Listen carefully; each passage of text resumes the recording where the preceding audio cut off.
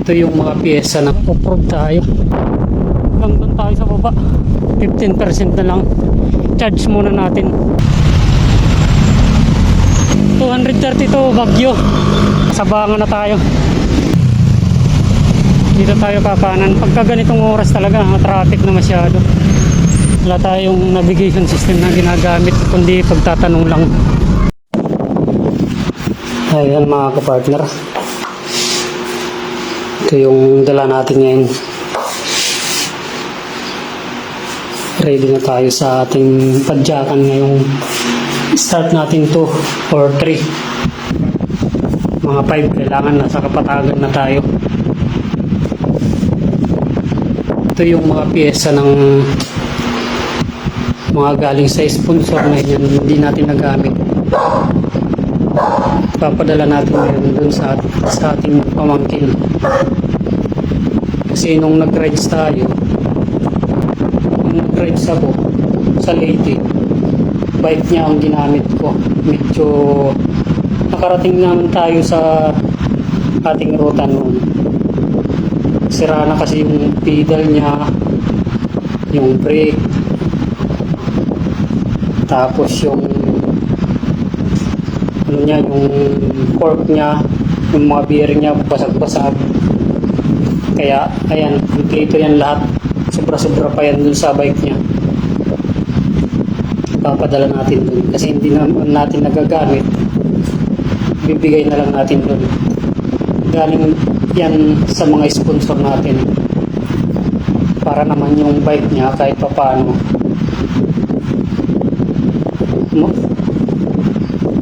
maganda naman gamitin.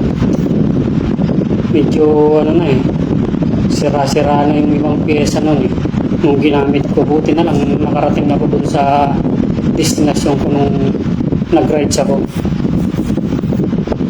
Kaya ayan, ito na yung mga pyesa niya. Isang karton yan. Yan. Ito original din yan. Diyan lahat ng mga pyesa na iba sa loob.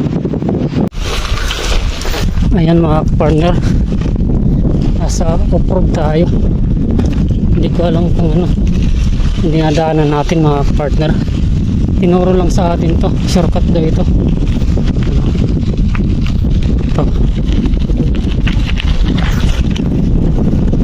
Shortcut daw ito mga kapartner. Ewan ko lang off-road.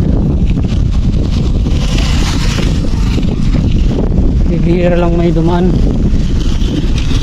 Tapos ang bigat pa ng dala natin ay nasa likod yan, off-road. Sa kabila may kasabihan tayo, kung ano man ang marating natin sa buhay, physical lang magbago, ang gininto ang puso at kagandahang loob, ganun pa rin. Sa unahan mayroon naman din naka semento. Ewan ko lang kung hanggang saan yan. Ayan, ito na tayo sa concrete.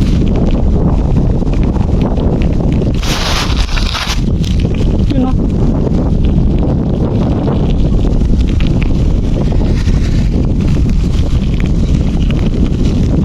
Sa paktok pala tayo. Taas ng nakyat natin mga partner. Tapos ang bigat pa ng dala natin. Ayan o, dala natin bigat.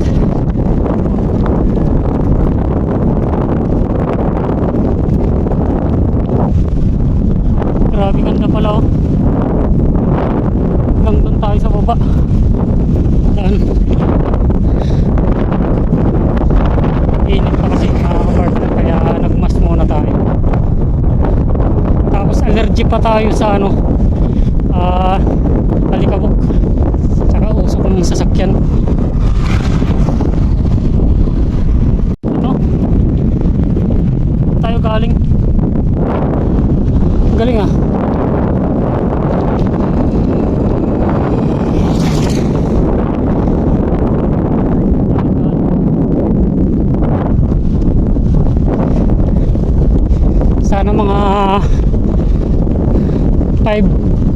4-6 kapatagan na tayo mga kapartner.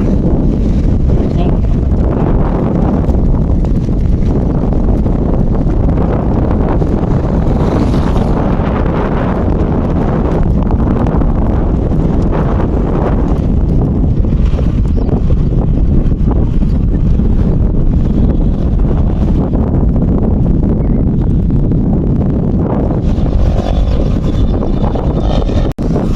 Malamang mga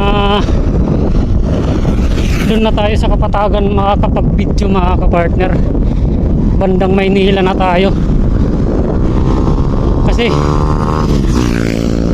yung percent ng ating battery ng ating camera 15% na lang. Charge muna natin para pagdating dun sa Manila naka full charge tayo. Tara, see you in Manila. Ayan, magandang gabi sa atin lahat mga kapartner. Dito na tayo nakapag-video mula kanina dun sa may bundok. Dito lang tayo nakapag-charge. Hindi ko naman alam yung power bank natin. Kunti na lang laman pagtingin ko ngayon. Ganun pa rin, low watt pa rin. Kaya medyo nakapag-charge ng kunti. Ito, nakapag-video na tayo. Sa Manila na tayo.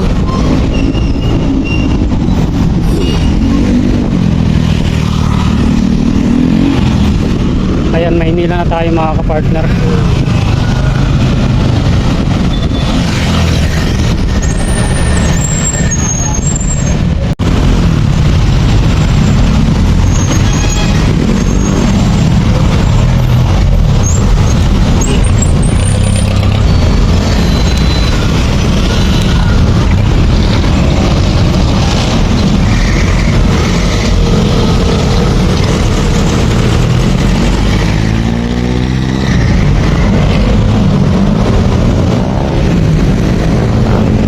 Mga kapartner, monumento na tayo.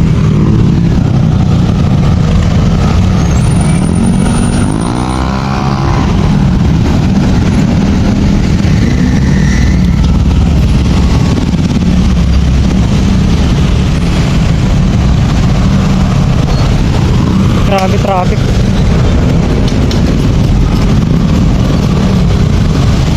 Traffic na masyado. Rush hour na kasi.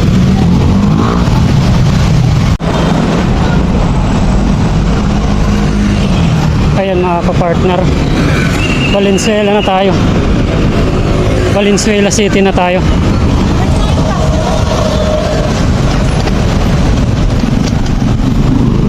Ayan. SM Valenzuela.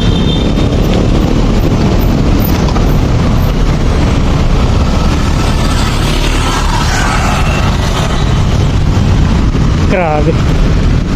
Kanina sobrang init. Yun, mas maganda ito kasi medyo gabi na. Hindi na masyadong mainit.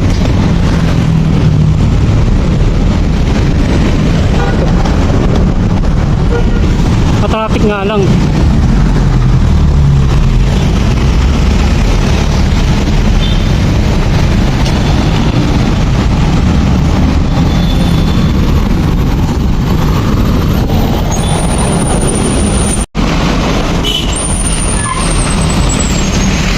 Ayan mga kapartner, Baguio 232 Baguio. Nasa May Kawayan, Bulacan pa lang tayo. Pero hindi tayo pupunta ng Baguio mga kapartner. Meron na tayong ilang kilometers din na tinakbo mula kanina. Yan, May Kawayan na tayo.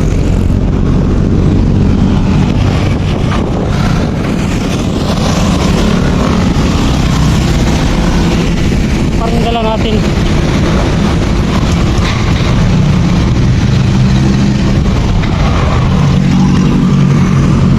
Mahigit 30 kilos yan mga kapartner ang dala natin.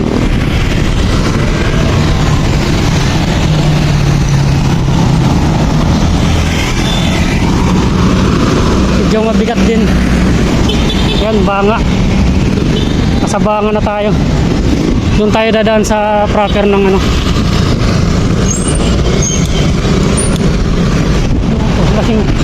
Lasing yata yun. Magiwang-giwang eh.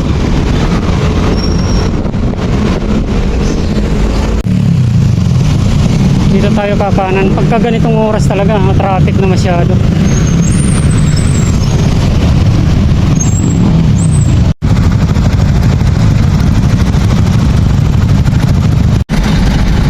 Ayan mga kapartner, nasa intersection na tayo. Intersection tayo ng ano, papuntang expressway, pero tayo diretso lang service road. Ayan mga kapartner, road, nasa Robinson na tayo ng Bagbagen. Sakop na yata ito ng Quezon City o Caloocan.